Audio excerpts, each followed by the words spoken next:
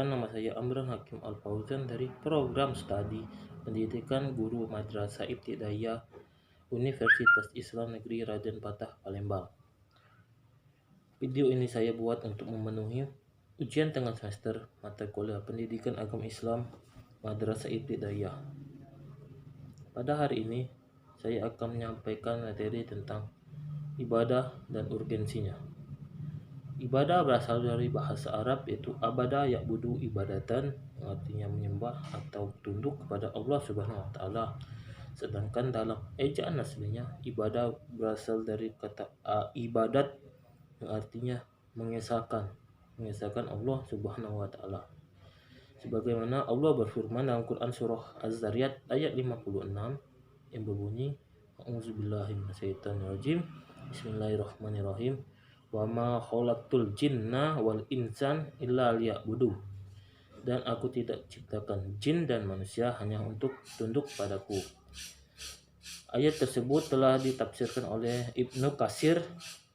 Dijelaskan bahwa Allah memerintahkan jin dan manusia untuk beribadah kepadanya bukan karena Allah ingin untuk disembah, tetapi Allah ingin menguji ketaatan jin dan manusia sebagai ciptaannya untuk tunduk kepada Dia.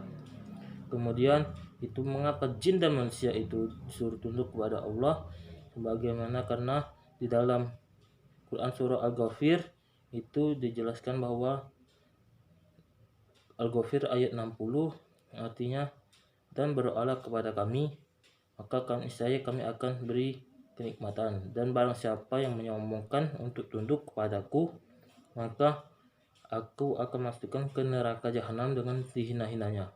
Oleh karena itu, kita jangan tidak beribadah kepada Allah, karena kita akan masukkan ke dalam neraka jahanam. Dan sebagaimana dalam Quran surah Al-A'raf juga dijelaskan bahwa bagaimana sebagian isi neraka jahanam itu merupakan kumpulan jin dan manusia. Mengapa demikian? Dilanjutannya itu yang artinya karena manusia memiliki hati tapi tidak memahami ayat-ayat suci Al-Quran, memiliki telinga tidak mendengarkan ayat suci Al-Quran, dan memiliki mata tidak dapat melihat kekuasaan Allah Subhanahu wa taala. Karena itulah manusia itu termasuk orang-orang yang lalai. Dan kemudian itu Allah Subhanahu wa taala juga berfirman untuk menyembah kepada Dia dan tidak dapat dipersekutukan dengan apapun, sebagaimana di dalam Quran surah An-Nisa ayat 36 yang artinya, sembahlah aku dan jangan persekutukan aku dengan sesuatu pun. Nah, kemudian dalam Quran surah Al-Fatihah juga dijelaskan ayat 5 itu iyyaka na'budu wa iyyaka nasta'in. Kepadamulah kami meminta dan kepadamulah kami berserah diri. Itulah maksud dari surah Al-Fatihah itu bermakna bahwa kita harus berdoa kepada Allah. Setelah kita berdoa kepada Allah, maka kita akan bertawakal atau berserah diri kepadanya agar apa yang kita inginkan dapat diampuni atau dikabulkan oleh Allah Subhanahu wa taala. Kemudian kembali ke konteks ibadah dibedakan menjadi dua, yaitu ibadah mahdhah dan khairu mahdhah. Ibadah mahdhah ini yaitu ibadah yang tuntunan atau ada tuntunan dari Allah Subhanahu wa taala, dan merupakan ada rukun-rukun di dalam ibadah tersebut seperti salat, zakat, haji, dan puasa. Kita contohkan salat. Salat ini ibadah wajib bagi setiap muslim dan muslimah atau sebagainya. Seluruh ibadah itu wajib, tapi salat ini diutamakan karena amal yang pertama dihisab adalah ibadah salat. Kemudian salat ini harus dilaksanakan ketika kita melakukan thaharah atau membersihkan diri. Thaharah ini ada 3 macam. Yang pertama wudu, tayamum, dan mandi junub.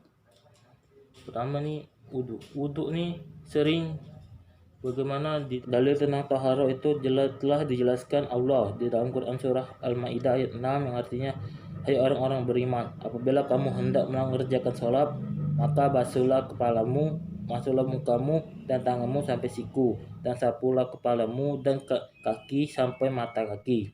Kemudian apabila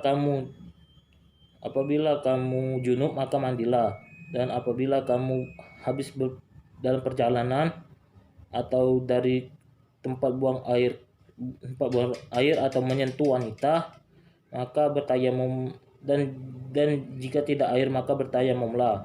Allah tidak menyulitkan apa yang kamu kerjakan. Allah itu akan menyempurnakan nikmat bagimu dan Allah agar kamu bersyukur. Kemudian itu kedua, yaitu ibadah khairu mahdoh. Ibadah khairu mahdoh ini ibadah yang tidak ada tuntunannya, cara mengerjakannya dan kapan mengerjakannya. Ibadah khairu mahdoh ini banyak sekali. Contohnya yaitu